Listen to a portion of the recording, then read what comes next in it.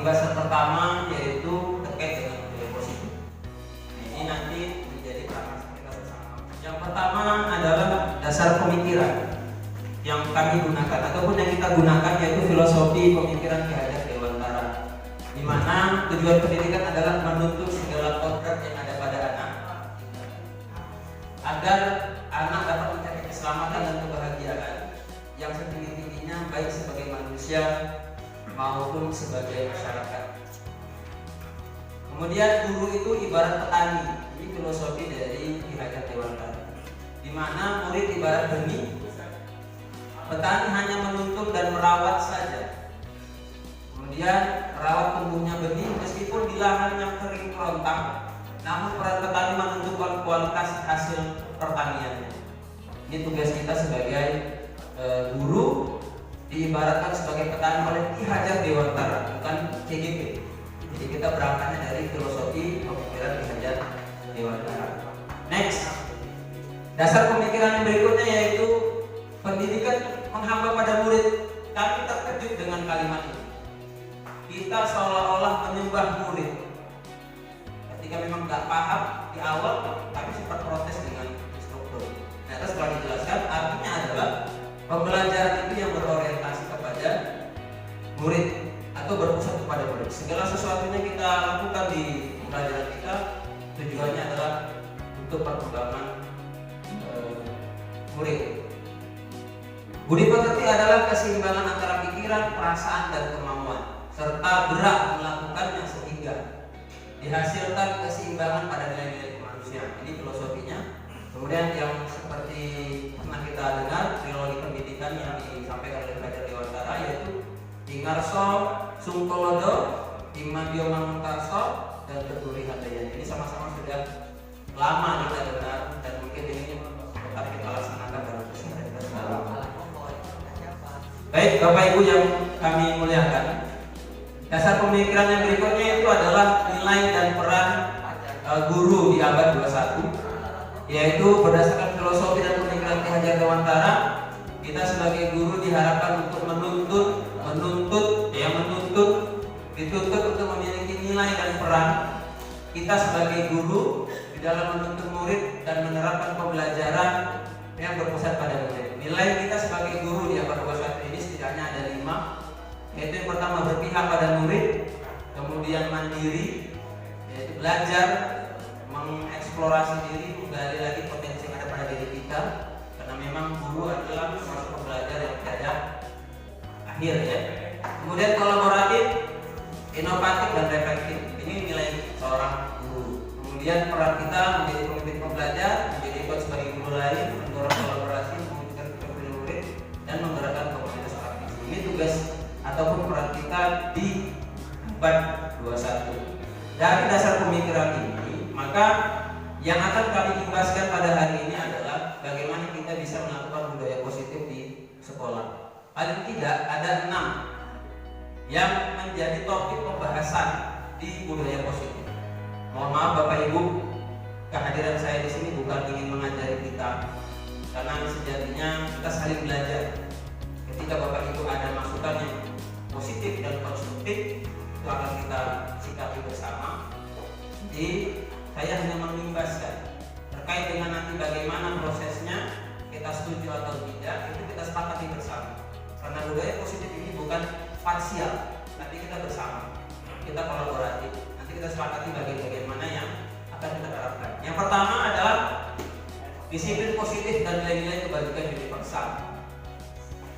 Nah, ini pernah dipertanyakan oleh Pak Parman ketika CGP Angkatan 4. Ini hasil penelitian, bukan hasil pemikiran daripada CGP.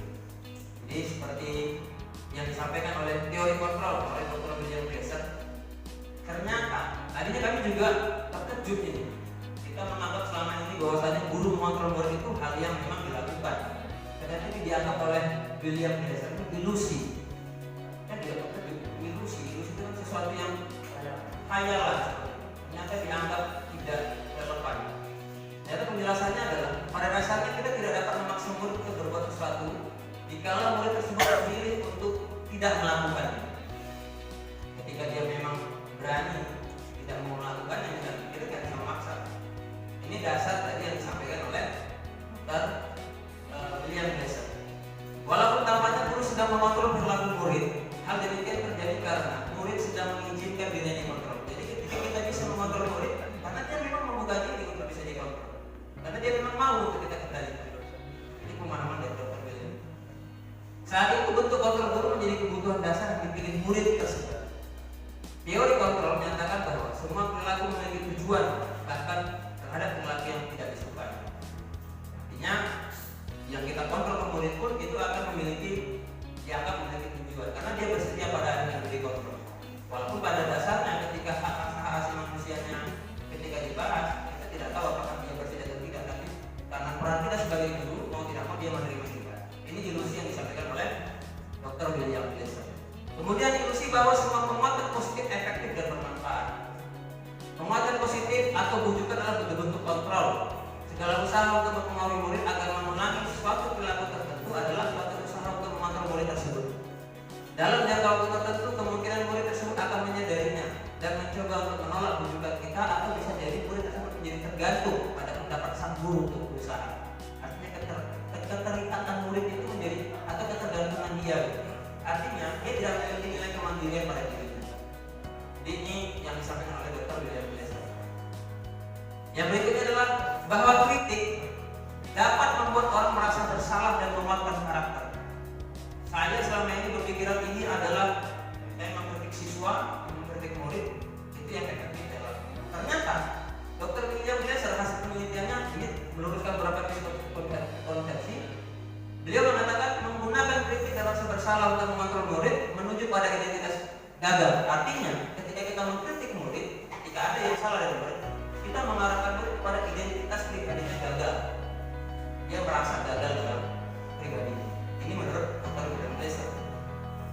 Mereka belajar untuk merasa buruk tentang diri mereka. Mereka mengembangkan jalan diri yang negatif. Kadang-kadang sulit bagi guru untuk mengidentifikasi bahwa mereka sedang melakukan perilaku ini, karena seringkali guru itu menggunakan suara halus dan kadang-kadang menyindir. Jadi membuat dirinya merasa bersalah, nggak ada rasa percaya diri. Nah ini yang ada. Kemudian ilusi bahwa orang dewasa memiliki hak untuk memaksa. Saya sering melakukan ini, Bapak. Saya sering melakukan terhadap anak, dan ini saya evaluasi belum memang mencapai titik akhir, masih dalam proses. Ya. Banyak orang dewasa yang percaya bahwa mereka memiliki tanggung jawab untuk membuat murid-murid berbuat hal-hal tertentu. Apapun yang dilakukan dapat diterima selama ada sebuah kemajuan berdasarkan sebuah pengukuran kinerja. Pada saat itu pula orang dewasa akan menyadari bahwa perilaku memaksa tidak akan efektif untuk jangka waktu yang panjang, dan sebuah hubungan permusuhan akan terbentuk.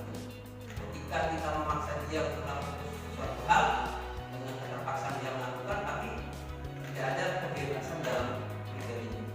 Saya juga masih melakukannya, Bapak. Saya juga masih terus berusaha untuk bagaimana supaya mencari cara-cara yang terbaik. Nanti akan dijelaskan bagaimana cara yang seharusnya kita lakukan sebagai itu. Kemudian pertanyaan, lantas bagaimana seorang bisa berubah dari paradigma stimulus respon kepada pendekatan teori kontrol? Ya, Stephen R. Covey di dalam Principle Centered Leadership 1999 1991 mengatakan bahwa ini juga hasil penelitian. Beliau ini penulis salah satu bukunya saya pernah baca, itu di Seven Habits. Bukunya cukup bestseller ya. Bila kita ingin membuat kemajuan perlahan, sedikit-sedikit ubahlah sikap atau perilaku Anda. Ini kembali kepada dari kita dulu. Kemudian namun bila kita ingin memperbaiki cara-cara utama kita, maka kita perlu mengubah kerangka acuan kita. Kemudian ubahlah bagaimana Anda melihat dunia, bagaimana Anda berpikir tentang manusia, dan ubahlah paradigma Anda. Skema pemahaman dan penjelasan aspek-aspek tertentu tentang realisme. Inilah pemahaman jawaban dari lantas bagaimana. Kalau kita nggak bisa mengkontrol bagaimana, itulah jawaban yang disampaikan oleh Stephen Covey. Nah, lantas apa sih perbedaannya? Ini dia. Stimulus respon dan teori kontrol, di mana realitas kebutuhan kita sama. Ini menurut orang yang berpahaman stimulus kontrol atau stimulus respon. Menurut teori kontrol, realitas kebutuhan kita berbeda-beda. Kita memiliki kebutuhan yang berbeda-beda. Semua orang melihat hal yang sama, sementara teori kontrol mengatakan setiap orang memiliki gambaran yang berbeda-beda. Kita mencoba mengubah orang agar berpandangan sama dengan kita. Pada teori kontrol dikatakan kita berusaha memahami pandangan orang lain tentang dunia. Artinya kita nggak bisa memaksa orang lain sesuai dengan pemahaman kita. Tapi awal itu kita bisa paham kondisi orang. Ini yang disampaikan oleh Stephen Covey. Saya menyampaikan apa yang disampaikan oleh tokoh ataupun hasil penelitian. Orang lain bisa mengontrol saya. Di teori kontrol hanya Anda yang bisa mengontrol diri kita sendiri. Kemudian saya bisa mengontrol orang lain. Di teori kontrol saya atau Anda tidak bisa mengontrol orang lain. Nah, berikutnya pemaksaan ada pada satu wujudkan gagal. Di teori kontrol, kolaborasi dan konsensus menciptakan pilihan-pilihan baru. Ada alternatif yang kita punya. Kita tidak langsung justifikasi. Ini teori kontrol yang membangun. Kemudian yang terakhir, model berpikir menang kalah. Ketika kita menyampaikan sesuatu kepada anak, kita bisa menguasai anak, kita merasa kita menang. Tapi anak itu akan merasa dirinya bersama, akan merasa dirinya kalah. Sementara di teori kontrol mengatakan harus win-win solution. Harus kita bisa bagaimana mengarahkan anak supaya dia tetap merasa menang, kita juga tidak kalah dari anak. Ini teori kontrol yang kita pelajari dan kita harus coba. Jadi sebenarnya apa makna kata disiplin? Karena tadi di awal materinya adalah disiplin. Selama ini juga sama, saya juga berpikir yang sama. Di dalam benak kita disiplin itu adalah tata tertib, teratur, kemudian kepatuhan pada peraturan. Ini disiplin. Saya juga punya pemahaman yang ini. Kita sama. Tapi ternyata seiring dihubungkan dengan hukuman, padahal itu sangat berbeda. Karena belajar disiplin positif tidak harus dengan memberi hukuman. Justru itu adalah salah satu alternatif terakhir. Artinya hukuman tidak dihapus, hukuman tidaklah salah, tapi ditaruh di posisi alternatif terakhir, pilihan terakhir. Dan bila perlu tidak digunakan sama sekali. Ini dalam konsep teori kontrol. Dalam budaya kita makna kata disiplin di mana sesuatu yang dilakukan seseorang pada orang lain untuk mendapatkan kepastian. Cenderung menghubungkan kata disiplin dengan ketidaknyamanan. Ini yang biasa terjadi. Sehingga anak-anak kadang-kadang saya selalu ketika saya menghukum, saya tanya nyaman gak? Kemudian kadang-kadang dia ketergantungan gitu. Ketergantungan dalam artian oh ini nanti dihukum, dia berubah karena takut dihukum. Itu ketergantungan. Jadi ini yang dikhawatirkan dari teori ini, bahwasanya perubahan itu identik dan bagusnya adalah dari dalam, bukan karena dikontrol oleh orang lain. Ki Hajar Dewantara, di sini bisa kita baca bersama. Ini beliau yang mengatakan dalam tulisan-tulisan beliau, dalam karya-karya, dalam artikel-artikel beliau dikumpulkan di kementerian, dijadikan satu konsep. Di mana ada kemerdekaan, disitulah ada kata disiplin yang kuat. Kita garis bawahi disiplin yang kuat. Jadi ketika seseorang punya nilai positif dalam dirinya, dia akan merubah dirinya sendiri untuk bisa disiplin. Itu disiplin sejati, bukan karena ketakutan dengan peraturan, bukan karena keterikatan dengan hukuman, tapi karena dia sadar harus disiplin. Akhirnya membangun kesadaran diri. Disitulah Ki Hajar Dewantara menyatakan bahwa untuk mencapai kemerdekaan atau konteks pendidikan kita saat ini, untuk menciptakan murid yang merdeka secara utamanya adalah harus ada disiplin yang kuat. Disiplin yang dimaksud adalah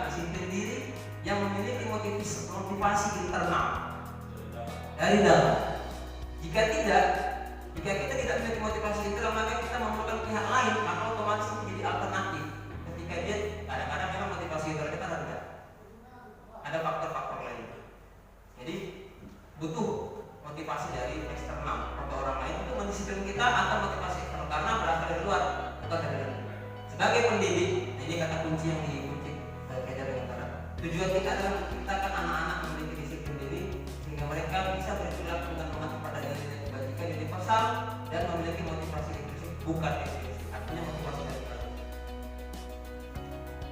Mendisiplinkan siswa adalah bagian yang paling menantang dari pekerjaan guru. Ini memang saya juga secara pribadi, kita semua sama Bapak Ibu.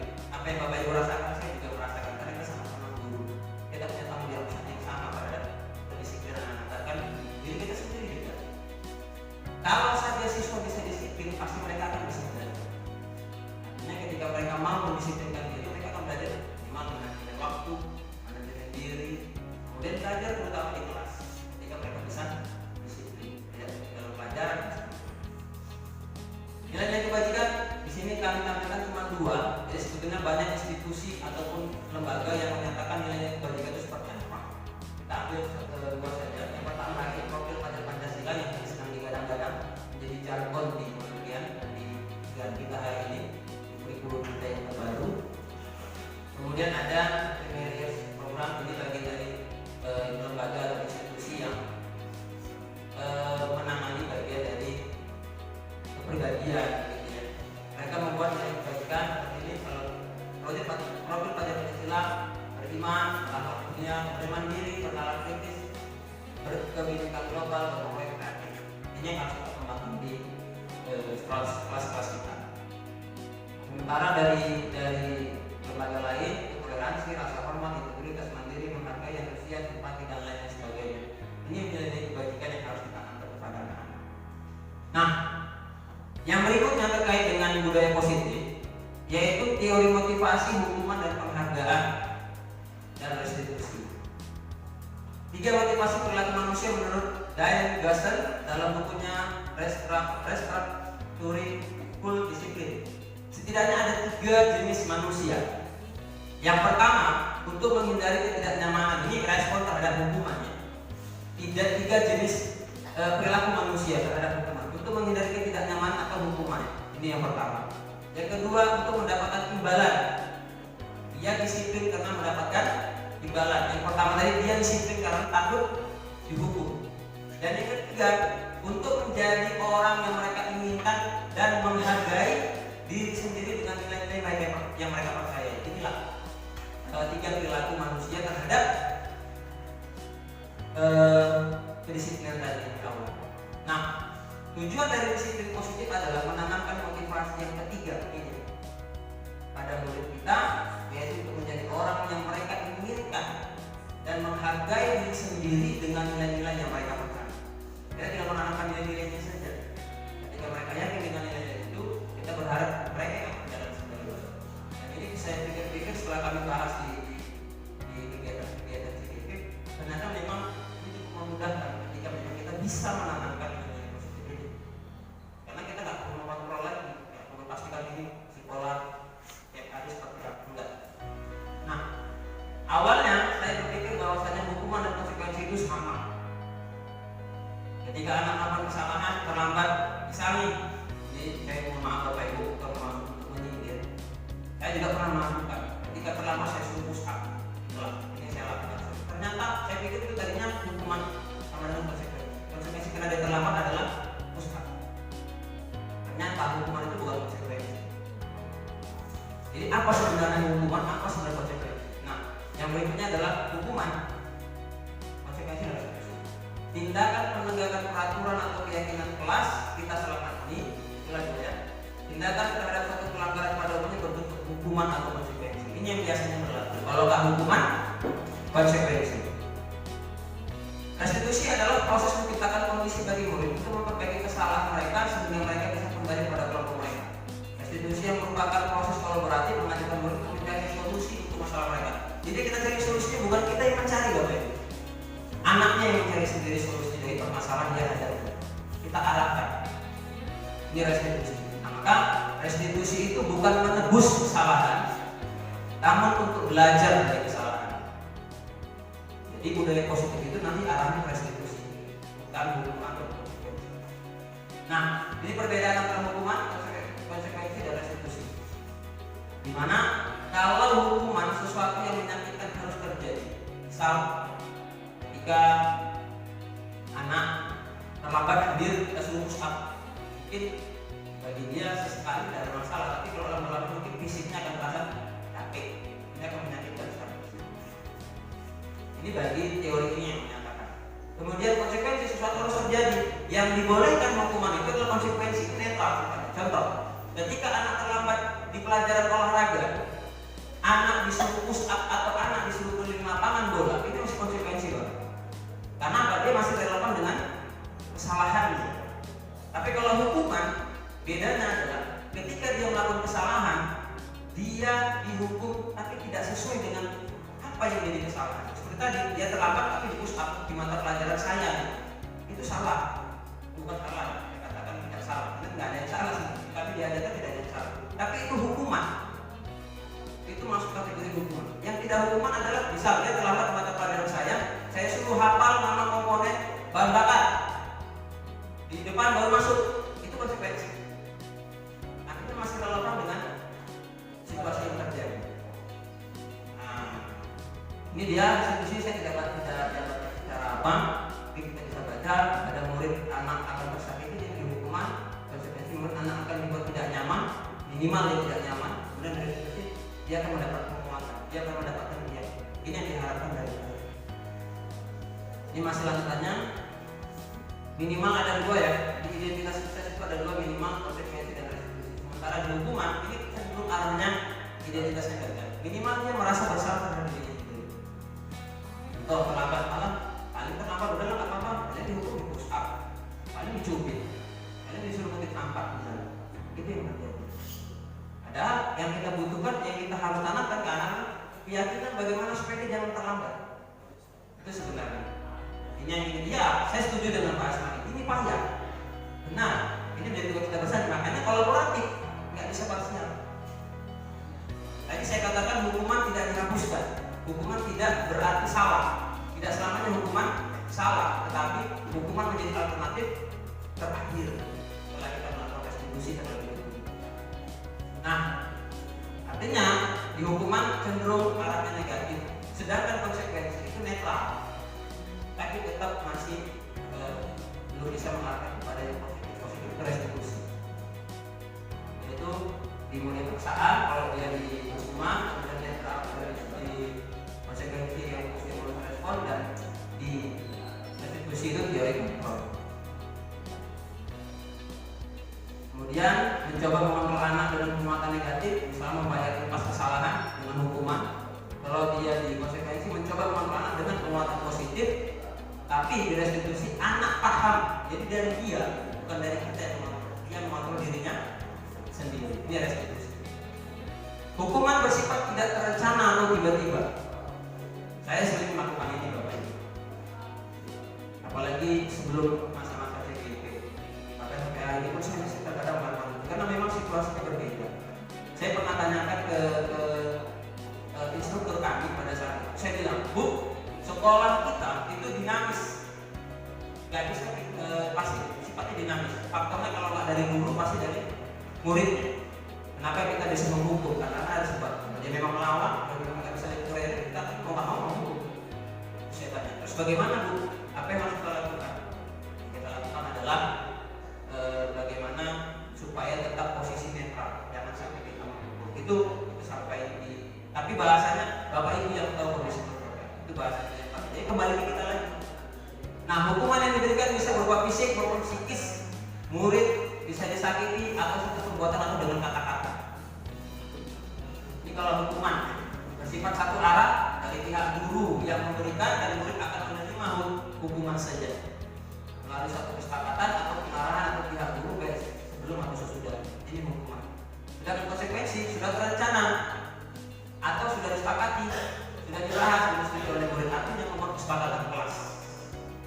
Peraturan dan konsekuensi yang mengikuti ini sudah diketahui sebelumnya oleh murid. Artinya, misal ketika kita masuk di mata pelajaran saya misalnya, atau di mata pelajaran lain, ketika mau masuk, ketika terlambat, maka sebutkan kalau bahasa Inggris kosakata, vocabulary, sebutkan 5. Jadi syaratnya seperti itu, konsekuensi itu masih netral. sedangkan dihukum oleh penghargaan. Jadi ketika ya Al-Quran mengatakan saat kita berulang kali menjadikan hadiah kepada anak agar berlaku bertanggung jawab, atau kepada seorang murid agar mempelajari sesuatu yang baru, atau kepada seorang karyawan agar melakukan pekerjaan yang berkualitas, kita sedang berasumsi mereka tidak dapat melakukan atau mereka tidak akan meliru. Ketika kita menjadikan hadiah supaya dia berubah, ternyata menurut penelitian, menurut penulis Al-Quran ini mengatakan kita sedang berasumsi bahwasanya dia bakal gagal. Kita bisa pastikan dia bakal gagal secara teori psikologi. Nah, kemudian beliau juga dalam wawancara mengumpulkan bahwa penghargaan maupun hukuman adalah cara-cara mengontrol pelaku seseorang yang menghancurkan potensi untuk pembelajaran. Menurut Koch, secara ideal tindakan dari itu sendiri adalah penghargaan sesungguhnya. Artinya ketika kita kasih dia nilai-nilai supaya dia bisa belajar, itu penghargaan yang sesungguhnya. Karena kita bisa memanusiakan dia menjadi manusia yang sesungguhnya. Ini ya. Nah, apa sih? Jadi apa itu restitusi? Nah, Bapak Ibu, restitusi adalah sebuah pendekatan untuk menciptakan disiplin positif. Restitusi adalah sebuah proses menciptakan kondisi bagi murid untuk memperbaiki kesalahan mereka sehingga mereka bisa kembali pada kelompok mereka dengan karakter yang lebih kuat. Restitusi membantu murid menjadi lebih memiliki tujuan, disiplin positif, dan memulihkan dirinya setelah berbuat kesalahan. Ketika guru berbuat salah, guru menanggapinya dengan cara memungkinkan murid untuk membuat evaluasi internal. Jadi kita tidak langsung justifikasi, tapi kita gali dulu, kita arahkan dulu supaya dia bisa tindakan itu dia validasi benar apa salah. Nah, yang berikutnya adalah keyakinan kelas. Mengapa keyakinan kelas? Mengapa tidak peraturan kelas? Keyakinan adalah yaitu nilai-nilai kebajikan universal yang disepakati secara tersirat dan tersurat lepas dari latar belakang suku, negara, bahasa maupun agama. Ini apa yang di dalam diri. Keyakinan seorang akan lebih memotivasi seorang dari dalam. Seseorang akan lebih bergerak dan bersemangat untuk menjalankan keyakinan. Ketika dia ataupun kita punya keyakinan dengan sesuatu hal, kita akan lebih mudah cepat bergerak ketimbang kita mendapat keyakinan dari orang lain. Kita termotivasi ingin jadi PNS, Bapak Ibu punya pengalaman. Pengen jadi PNS, yakin bisa lulus. Kan Bapak Ibu yang bergerak, tidak ada dipaksa-paksa. Saya ingin jadi guru misalnya, keyakinan kita ingin jadi guru, ya, tidak ada dipaksa-paksa. Seperti Pak Dian hari ini, dia sarjananya murni, tapi pengen jadi guru dan yakin bisa jadi guru, tidak ada masalah, welcome. Dan hari ini ternyata bisa, karena ada tumbuh dari dasar keyakinan dari dalam. Pembentukan keyakinan di kelas bisa keyakinan bersifat abstrak, dari keyakinan berupa pernyataan secara universal, pernyataan keyakinan kelas disebut dalam bentuk positif, keyakinan kelas sebenarnya tidak terlalu banyak sehingga mudah diingat dan dipahami, sedikit saja, tapi dia kalimat yang universal, umum, tapi bisa dia contoh rajin belajar, bertanggung jawab, itu seperti itu. Artinya warga di kelas kita itu adalah warga yang bertanggung jawab. Kita yakin terhadap itu yang kita arahkan ke anak-anak, bersedia menjawab kembali keyakinan kelas dalam waktu ke waktu. Kalau kita jadi wali kelas kita bisa menjawab, atau kalau kita jadi guru di kelas kita bisa menjawab. Proses pembentukan keyakinan kelas memberikan kesempatan kepada murid untuk bercurah pendapat tentang peraturan yang perlu disepakati. Jadi peraturan itu dibuat bersama, bukan dari guru, bukan dari sekolah, tapi dibuat bersama atas keyakinan dari dalam. Setelah dibuat, baru kemudian dilaksanakan bersama. Inilah dia kenapa keyakinan kelas. Kemudian mencatat semua masukan-masukan, ganti kalimat-kalimat dengan yang bentuk negatif menjadi positif, tinjau ulang keyakinan bersama-sama. Setelah selesai dibuat, maka semua warga kelas meninjau ulang dan menyetujuinya dengan menandatangani keyakinan kelas tersebut, termasuk guru dan semua murid. Nah, ini terkait dengan keyakinan tadi, selalu bersifat positif. Ya, setiap anggota perlu belajar. Ini contoh. Setiap anggota kelas perlu belajar, perlu senang, melakukan tugas, saling menghargai, merasa aman. Kemudian selalu bersikap positif, senantiasa menjadi diri terbaik, berkomitmen terhadap setiap tugas, senantiasa membantu. Atau digeneralkan menjadi satu kata nilai kebajikan, hormat. Jadi kami sepakat bahwa ada hanya tiga kata dalam keyakinan kelas: hormat, bekerja, diterima, dan memiliki. Hormat setiap guru, ya penjelasannya setiap guru atau kami meyakini bahwa sangat penting untuk menghormati semua orang, baik dari tua maupun yang muda, dan barang memiliki orang lain. Artinya kita menghormati orang lain. Jadi di kelas itu kita tanamkan nilai hormat atau menghormati orang lain. Kemudian bekerja, kami meyakini bahwa sangat penting untuk mengerjakan segala pekerjaan atau mengikuti kegiatan yang telah ditugaskan. Ketika ada tugas PR, mereka ya ini prosesnya memang panjang. Kami juga menyadari itu. Nah, diterima dan dimiliki. Kami meyakini bahwa setiap sangat penting untuk merasa diterima, bersatu kelompok dan saling peduli dengan sesama. Ini membentukkan nilai empati, nilai simpati kepada sesama. Kebutuhan dasar manusia dan dunia berkualitas, ini yang berikutnya dari budaya positif. Setidaknya kita harus mengetahui paling tidak 5 kebutuhan dasar manusia. Sebagai bahan pertimbangan kita dalam proses mendidik anak-anak kita, yaitu kebutuhan bertahan hidup. Iya, kadang-kadang anak kita ini nggak sarapan, Bapak Ibu. Bagaimana kita bisa menghukumnya secara fisik? Takutnya berlebihan, ya merasa tidak nyaman. Jadi kemudian kasih sayang dan rasa diterima, kita nggak tahu. Dan hari ini memang mirisnya anak-anak kita di SMK ini cukup banyak yang kurang kasih sayang. Kita harus menyadari. Dan kadang kita juga, karena kita kebutuhan manusia bukan kebutuhan murid-murid saja. Kita juga kadang mengalami ya sekali kadang sama anak ibu atau sama istri. Anak kita juga sama. Ketika ada lauk ayamnya, maknya ada lengkap, tapi terkadang tidak diperhatikan karena pagi subuh harus sudah bekerja, malam baru pulang. Ada yang di Malaysia. Ini realita. Iya. Ini 5 kebutuhan dasar yang kita harus pahami. Kemudian penguasaan. Setiap orang itu memiliki kebutuhan untuk menguasai. Ada daerah kekuasaan. Ya, seperti kita ada daerah kerja itu kan daerah kawasan kita. Sama, anak-anak kita juga sama. Ketika dia punya cara belajar sendiri itu ada kekuasaan. Walaupun memang nanti ada yang positif, ada yang dia bersifat negatif. Nah, yang negatif itu yang kita harapkan. Kemudian kebebasan. Setiap manusia itu punya kebutuhan untuk bebas. Jadi tidak ada manusia kayak gitu. Ini dasarnya. Kemudian kesenangan. Nanti anak murid itu ada yang suka dengan bahasa Inggris, ada yang tak suka dengan bahasa Inggris, ada yang suka belajar mesin, ada yang lebih suka lagi belajar sasis karena lebih mudah, lebih sering di lapangan. Kalau mesin ribet mungkin. Ini tergantung kesenangan. Jadi kita harus bisa menempatkan posisi kebutuhan ini pada murid-murid kita. Semua orang senantiasa berusaha untuk memenuhi kebutuhannya dengan berbagai cara. Bila mereka tidak mendapatkan kebutuhannya dengan cara yang positif, mereka bisa melanggar peraturan atau melakukan hal-hal yang tidak sesuai dengan nilai kebajikan. Ya, bila orang semua punya cara untuk bisa memenuhi kebutuhan. Kalau nggak terpenuhi, bisa saja melakukan hal-hal yang negatif.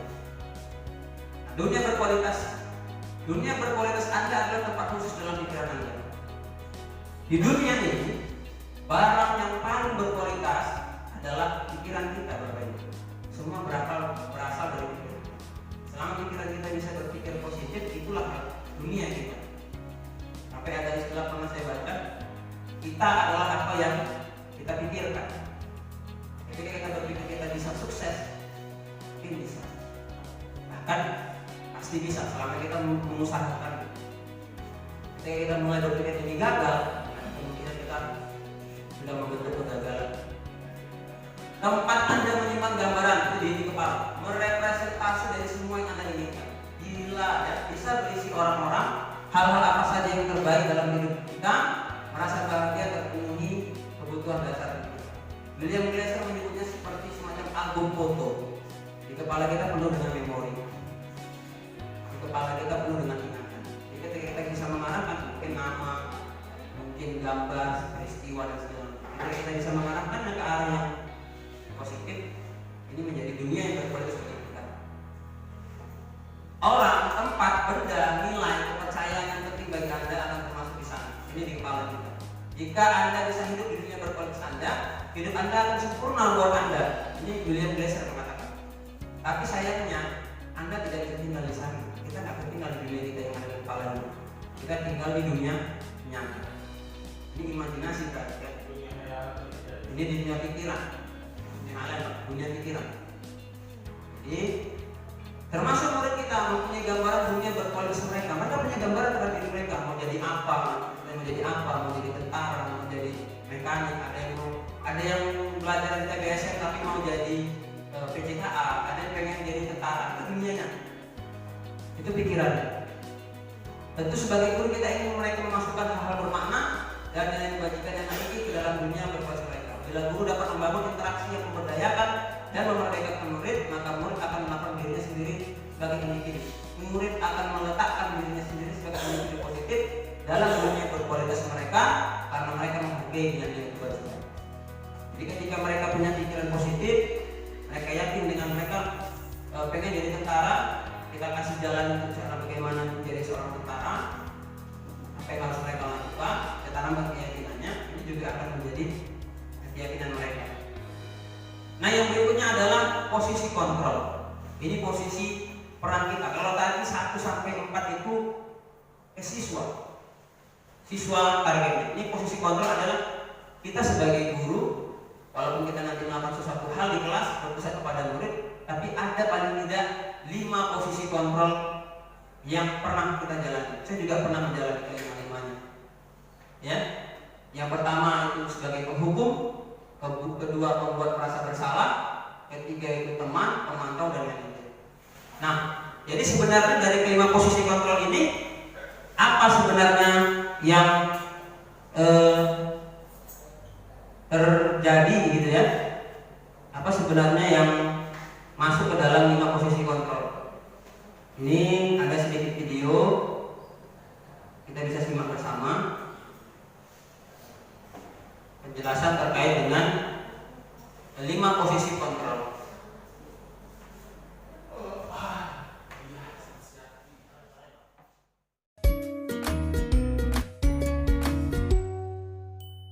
Salam bahagia Ibu dan Bapak guru hebat. Dalam penerapan disiplin positif restitusi, salah satu program yang dikembangkan adalah 5 posisi kontrol. 5 posisi kontrol dalam restitusi adalah proses perjalanan seorang pendidik agar dapat mengenali dirinya. Pada video kali ini, kita akan membahas tentang 5 posisi kontrol yang dikembangkan oleh Diane Goossen dan contoh penerapannya.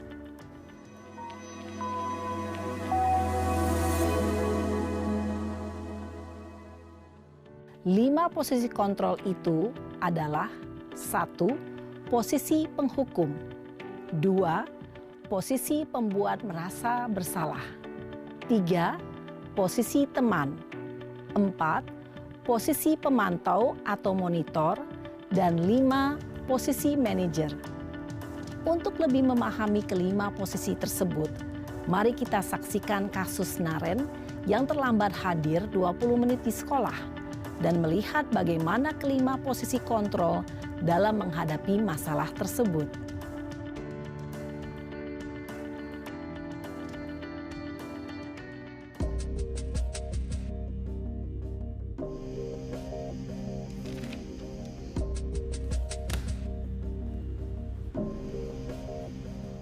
Naren! Sini kamu! Selamat pagi, Bu. Selalu terlambat. Kamu deh, pasti terlambat. Maaf, Bu. Saya... Apa? Apa coba? Alasan kamu apa lagi? Kapan sih kamu tidak terlambat? Malas sekali ya kamu jadi anak. Saya... Dasar pemalas. Gak kapok-kapok sih kamu. Sudah berapa kali terlambat? Sana, kamu keliling lapangan basket 2 kali. Kenapa saya harus keliling lapangan basket, Bu? Kenapa? Kamu mau lawan ibu? Berani-beraninya jawab. Sudah terlambat, masih berani jawab pula. Sekarang, keliling lapangan basket 5 kali sekalian. Biar kapok. Cepat. Pergi sana ke lapangan basket.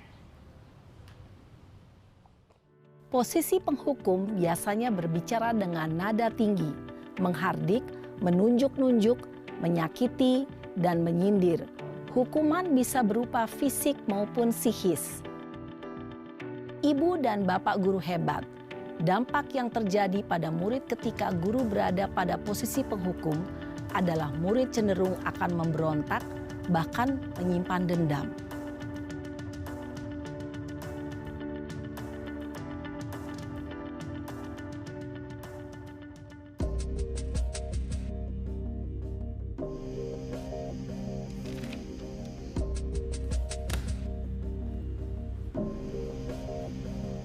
Naren!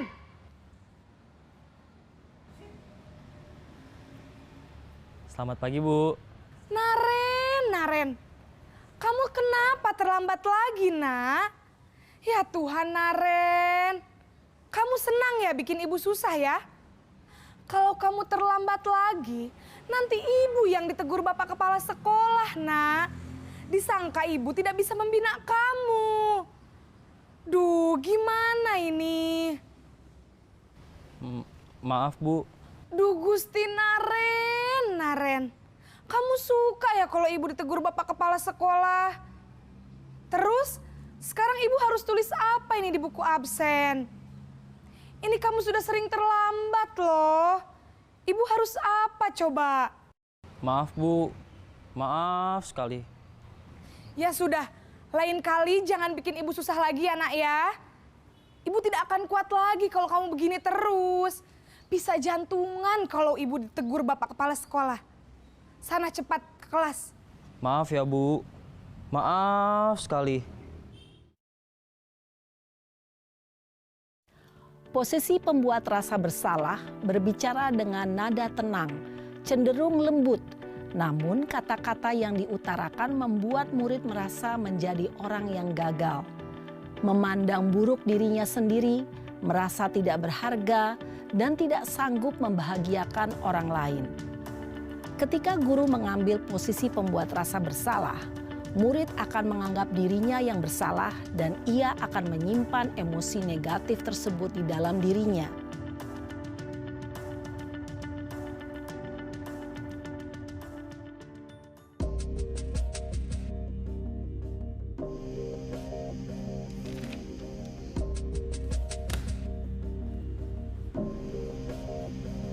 Naren!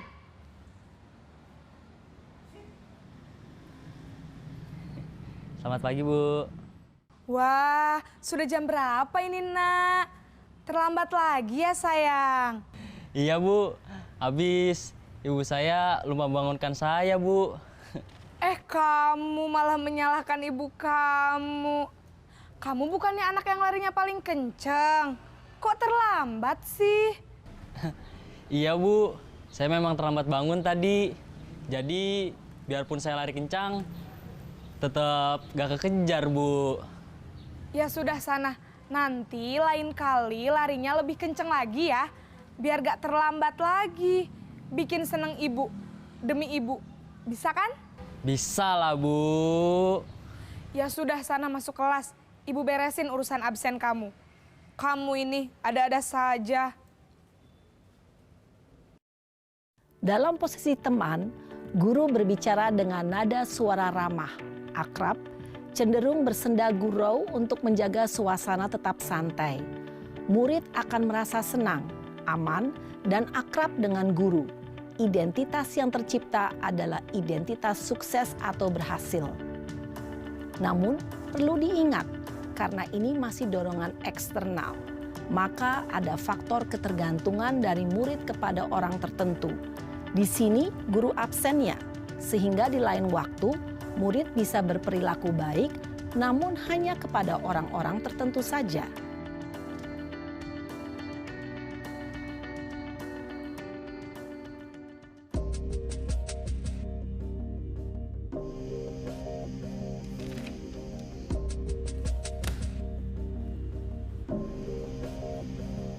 Naren!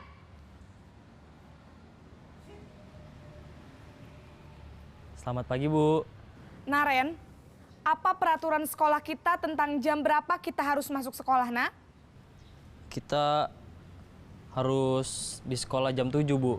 Iya betul, sekarang sudah jam 7.20. Naren sudah tahu konsekuensinya jika terlambat hadir. Paham Bu, saya harus tinggal kelas pas jam istirahat selama 20 menit. Ya benar, konsekuensinya demikian. Jadi nanti jam 9.30 pas istirahat, kamu harus tinggal di kelas, kerjakan tugas tambahan untuk ketertinggalan kamu, ya. Baik Bu. Posisi pemantau mengandalkan penghitungan atau data untuk mengontrol murid. Guru mengarahkan murid berdasarkan peraturan dan konsekuensi. Seorang pemantau menunjukkan bahasa tubuh dan ekspresi wajah yang datar dan cenderung formal.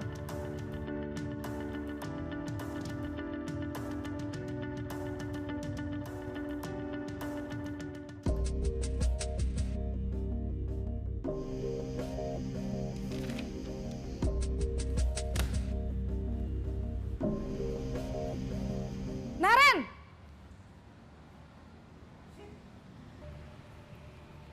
Selamat pagi Bu.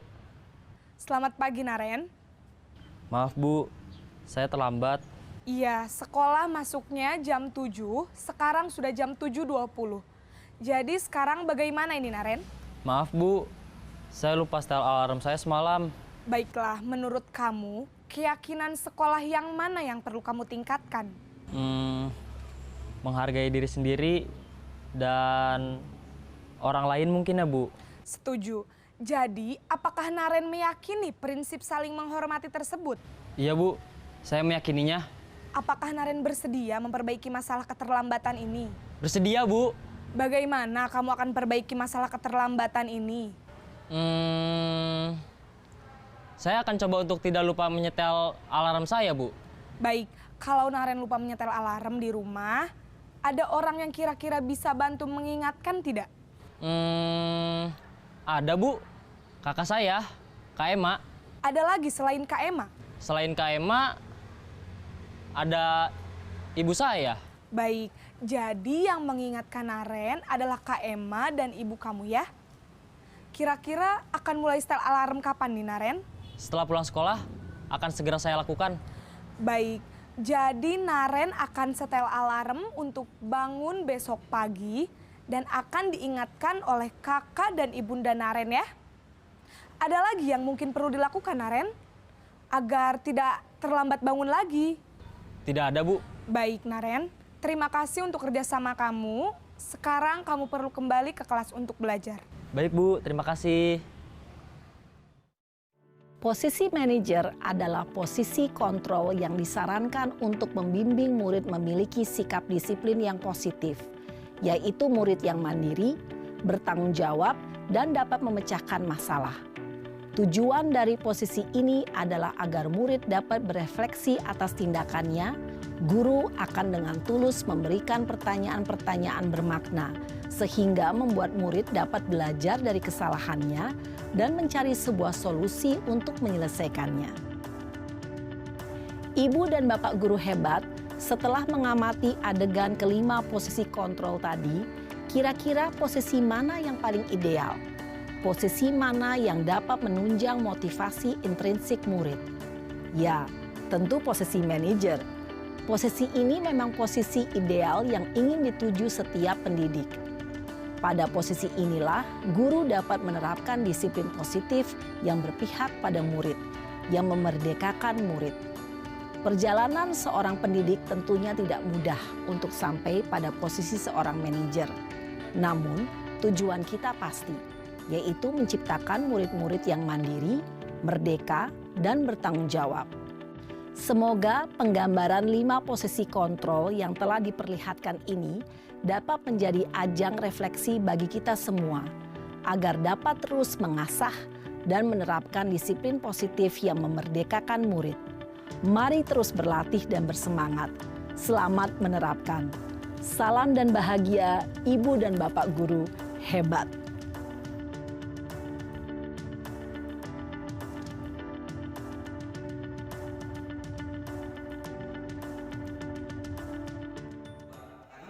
Jalannya 3 tahun, ini akan terjadi fluktuasi emosi dan segala kondisi. Tapi beliau menjawab, setidaknya Bapak Ibu bisa menerapkan posisi sebagai kontrol atau posisi sebagai apa tadi yang di atas manajer tadi, pengantar. Paling tidak ini, artinya ini masih dalam posisi netral, dalam posisi mengarahkan dia berkeyakinan positif dalam diri. Memang konsekuensi tadi kita gunakan konsekuensi yang masih relevan dengan kesalahannya. Paling tidak itu bisa diperhatikan. Kalau dari penghukum tadi kan sifatnya lebih cenderung dia rasa bersalah, rasa tersakiti. Nah ini yang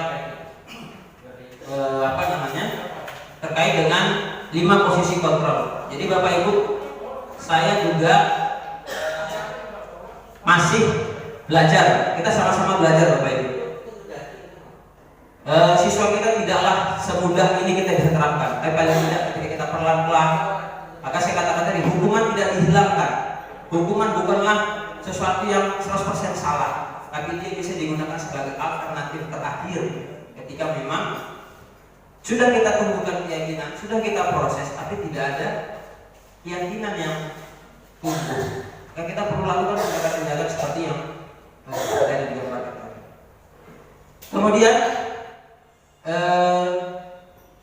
maka kita menggunakan yang namanya segitiga restitusi. Dalam proses restitusi ada segitiga restitusi, di mana segitiga restitusi itu terdapat 3 kegiatan yang kita lakukan. Pertama yaitu menstabilkan identitas. Menstabilkan identitas seperti yang di bawah. Kemudian menanyakan atau validasi tindakan yang salah. Kemudian menanyakan keyakinan. Apa yang masuk dalam menstabilkan identitas itu setiap orang pasti pernah melakukan kesalahan. Saya juga terkejut ini di awal. Kita seolah-olah seakan-akan setuju dengan yang dilakukan. Padahal yang kita tahu dia melakukan kesalahan. Tapi sebenarnya kita bukan ada di situ. Kita hanya memastikan bahwa yang dilakukan itu lumrah, fitrah, manusiawi seperti itu. Menumbuhkan keyakinan, menstabilkan supaya dia jangan sampai merasa bersalah. Kemudian kamu bukan satu-satunya orang yang pernah melakukan ini. Semua orang berkemungkinan pernah melakukan hal yang salah. Ini masih dalam rangka menstabilkan. Kemudian memvalidasi tindakan salah. Baru kita mulai beranjak arahkan dia, arahkan anaknya. Kamu tentu punya alasan mengapa melakukan ini. Itu pertanyaan yang kita berikan. Kenapa lo lakukan? Kenapa lo terlambat? Kira-kira begitu. Supaya dia bisa menggali dirinya. Iya ya, kenapa aku salah? Atau adakah cara yang lebih efektif untuk mendapatkan apa yang kamu butuhkan? Misal, kalau seandainya dia datang lompat pagar, ada nggak cara yang bagus selain lompat pagar? Itu kan bisa kita tanya. Itu dalam rangka validasi tindakan salah. Nah, baru yang terakhir menanyakan keyakinan. Kira-kira keyakinan apa yang telah disepakati? Dalam artian ketika dia terlambat, bagaimana cara supaya dia nggak terlambat? Kita buat kesepakatan sama anak. Jadi semacam negosiasi. Ini kita diarahkan ke sana. Kemudian kamu ingin menjadi orang seperti apa? Ini motivasi yang kita bisa berpikirkan. Ini contoh-contoh terkait dengan segitiga restitusi. Nah, ini penjelasannya menstabilkan identitas. Ini pernyataan-pernyataannya, berbuat salah itu tidak apa-apa, tidak ada manusia yang sempurna. Ya, karena tujuannya untuk mengubah identitas anak dari yang gagal karena melakukan kesalahan menjadi orang yang sukses. Artinya dia belajar dari kesalahannya. Ini menstabilkan identitas. Kita bisa menyelesaikan ini bersama. Bapak Ibu tidak tertarik mencari siapa yang salah, tetapi Bapak Ibu ingin mencari solusi dari permasalahan. Kita arahkan anak supaya bisa menyelesaikan permasalahan. Ini menstabilkan identitas. Nah, validasi tindakan salah, setiap tindakan kita lakukan dengan satu tujuan, yaitu memenuhi kebutuhan dasar. Kembali ke teori tadi, kembali ke dasar tadi. Kenapa orang bisa melakukan kesalahan? Karena ada kebutuhan dasar yang mungkin belum terpenuhi. Kalau kita memahami kebutuhan dasar apa yang mendasar sebuah tindakan, kita akan bisa menemukan cara yang paling efektif. Jadi, validasi tindakan salah ini kalau tidak ada pernyataan atau pertanyaan-pertanyaan kita bisa sampaikan. Padahal kamu bisa melakukan lebih buruk dari ini. Artinya, ini pernyataan gambaran saja. Choice adalah di tangan kita. Kalimat-kalimat positif kita pasti punya jawaban. Kamu boleh mempertahankan sikap, tapi kamu harus menambah sikap yang baik. Kemudian menanyakan keyakinan. Teori kontrol menyatakan bahwa kita pada dasarnya termotivasi secara internal. Kata identitas sukses telah tercapai langkah 1 ya. Kemudian tingkah laku yang salah telah divalidasi, maka anak akan siap untuk dibangunkan dengan nilai percaya diri dan bertindak menjadi orang yang dia inginkan. Jadi sebenarnya tidak ada anak yang mau gagal. Sejatinya tidak ada orang yang mau gagal. Hanya saja tidak menjadi keyakinan dalam dirinya. Itulah yang terjadi. Pertanyaannya, apakah yang kita bisa percaya sebagai kelas atau keluarga? Nilai umum apa yang telah kita sepakati? Apa bayangan kita tentang kelas yang ideal? Kamu mau jadi apa? Kira-kira seperti itu pertanyaan-pertanyaan yang kita bisa sampaikan terkait dengan menanyakan keyakinan yang ada pada diri kamu. Nah, ada satu contoh lagi penerapan, ya, satu video lagi penerapan segitiga restitusi. Bisa kita simak bersama.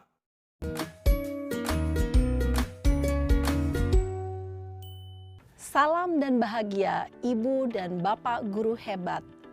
Pada video kali ini kita akan membahas tentang salah satu program disiplin positif yang diterapkan di lingkungan sekolah yang dikenal dengan nama restitusi.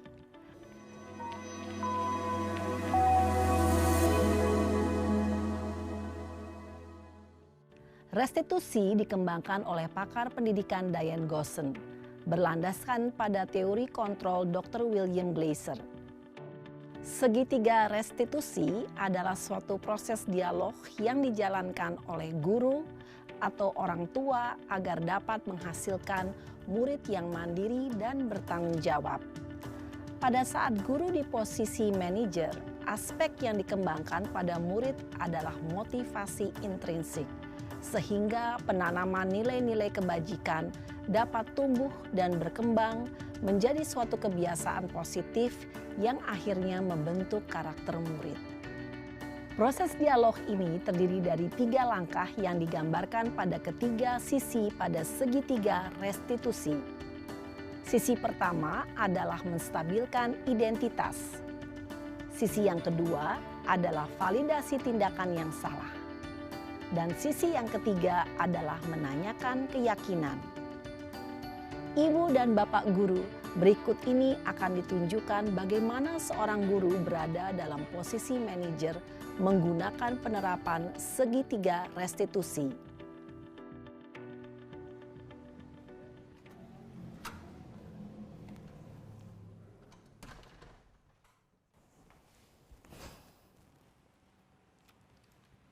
Siang, Sarah.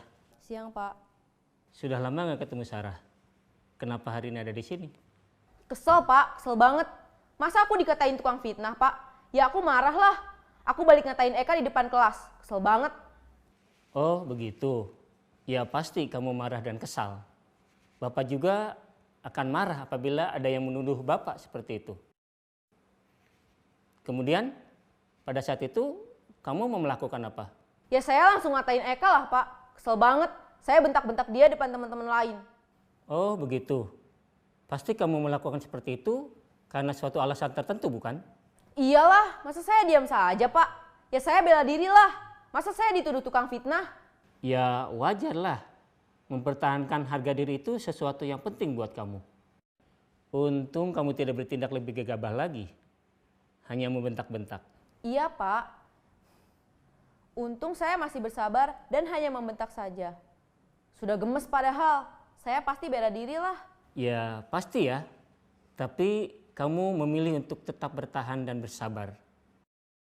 Kamu memilih untuk tidak berbuat lebih parah lagi, bukan? Iya. Nah, sekarang coba kita lihat lagi tindakan kamu yang bentak-bentak Eka di kelas. Tindakan kamu itu kira-kira sesuai dengan keyakinan kelas atau prinsip kamu tidak? Enggak lah, Pak. Capek, Pak, jadi pemarah. Jadi keyakinan atau prinsip mana yang kurang sesuai dengan keinginan kamu? Ya, saya sebenarnya sangat menghargai orang lain. Mungkin saat itu saya menjadi emosi, jadi tidak menunjukkan sikap itu. Kamu meyakini tidak? Menghargai orang lain itu penting buat kamu. Yakinlah, Pak. Iya, setuju. Kita harus saling menghargai. Namun, ada juga keyakinan yang kita sepakati yang perlu kita jalankan apabila kita sedang marah, bukan? Ya, saya bisa lebih proaktif, mulai dengan diri sendiri. Saya bisa jadi lebih bersabar, mengambil waktu jeda untuk berpikir mau apa selanjutnya. Kira-kira kamu bersedia memperbaiki masalah ini tidak? Bersedia, Pak. Kalau kamu memperbaiki masalah ini, kamu akan menjadi orang seperti apa? Saya akan menjadi orang yang bertanggung jawab kali ya, Pak. Dan senantiasa proaktif. Iya, menurut kamu bagaimana rasanya menjadi orang seperti itu? Ya nyaman lah, bangga bisa bersabar dan menahan diri. Baiklah kalau begitu. Yuk kita pikirkan bagaimana memperbaiki masalah ini.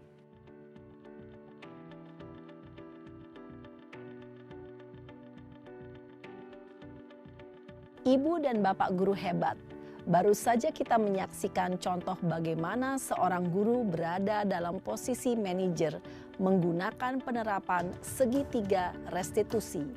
Mari kita bahas satu persatu. Pada sisi pertama, menstabilkan identitas berdasarkan pada prinsip bahwa membuat kesalahan adalah bagian dari proses pembelajaran. Sisi pertama dari segitiga ini berperan menggeser identitas murid dari identitas gagal ke identitas sukses. Murid yang sedang bertingkah laku yang tidak pantas atau menarik diri saat itu sedang mengalami identitas gagal. Bila kita mengkritiknya, maka posisinya tidak akan berubah. Kita bisa mengajukan pernyataan-pernyataan ini. 1. Membuat kesalahan sesuatu yang wajar. 2. Manusia tidak ada yang sempurna. 3. Kita bisa memperbaiki masalah ini. 4. Saya tidak menanyakan kesalahannya. Saya lebih fokus bagaimana memperbaiki masalah ini. 5. Apakah saat ini kamu tengah menjadi orang yang baik untuk dirimu sendiri? Pada sisi kedua, validasi tindakan yang salah berlandaskan pada prinsip bahwa setiap perilaku berupaya memenuhi suatu kebutuhan tertentu. Guru yang telah memahami teori kontrol akan bergeser dari pemikiran stimulus respon menjadi proaktif dan mencoba untuk mengenali tujuan dari perilaku murid. Mengenali dan mengakui kebutuhan murid ini dapat memperbaiki hubungan dengan murid tersebut. Pernyataan atau pertanyaan bisa disampaikan dengan nada suara tidak menghakimi atau memojokkan, sehingga dapat mengembalikan murid pada posisi positif. 1. Kamu bisa saja bertindak lebih gegabah lagi dari ini. 2. Kamu bukan melakukannya tanpa suatu alasan tertentu. 3. Kamu melakukannya karena mempertahankan sesuatu yang penting bagimu. 4. Mungkin kamu bisa mempelajari suatu perilaku baru yang lebih efektif. Bersediakah kamu mempelajarinya?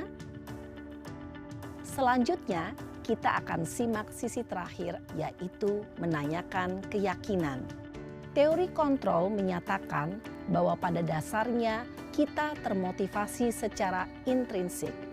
Pada saat perilaku yang salah telah divalidasi dan identitas sukses telah stabil, maka murid telah siap mengaitkan keyakinan-keyakinannya dengan tindakannya yang salah dan pemikirannya telah bergeser ingin menjadi orang yang dituju.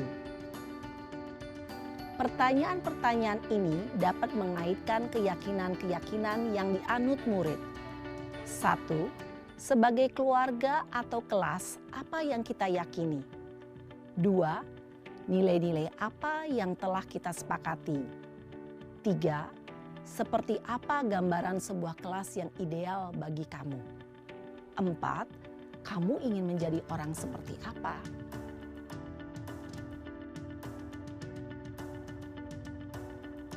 Dalam menerapkan segitiga restitusi, perlu diperhatikan beberapa hal, yaitu 1. Perilaku yang salah perlu dikaitkan dengan nilai-nilai atau keyakinan-keyakinan yang telah disepakati atau dituju. 2. Kesediaan orang yang melakukan kesalahan untuk memperbaiki masalah. 3. Pemecahan masalah sebisa mungkin relevan atau memiliki hubungan dengan masalah yang ada. 4. Usaha. Perlu adanya suatu usaha perbaikan dari pihak yang berbuat kesalahan. 5. Waktu. Perlu didedikasikan waktu dari pihak yang berbuat kesalahan. Tanyakan kapan akan mulai diberlakukan usaha untuk memperbaiki masalah. Dengan memahami struktur penerapan segitiga restitusi, diharapkan guru dapat menerapkan posisinya sebagai manajer dengan mengajukan pertanyaan-pertanyaan bermakna yang dapat membuat murid menjadi lebih percaya diri, bertanggung jawab, dan mandiri. Nah, Ibu Bapak Guru perlu tidaknya mengikuti ketiga tahapan dalam segitiga restitusi bergantung pada ringan beratnya suatu permasalahan. Misalnya, bila permasalahan tersebut ringan, maka tidak perlu dijalankan secara berurutan. Bahkan bisa semudah menanyakan apa keyakinan yang kita sepakati. Dengan menjalankan segitiga restitusi, dengan mengajukan pertanyaan-pertanyaan bermakna, diharapkan murid menjadi lebih kuat secara pribadi, dapat membuka wawasan murid agar dapat menyelesaikan permasalahannya sendiri, semakin percaya diri, mandiri, dan merdeka. Salam dan bahagia, Ibu Bapak Guru hebat.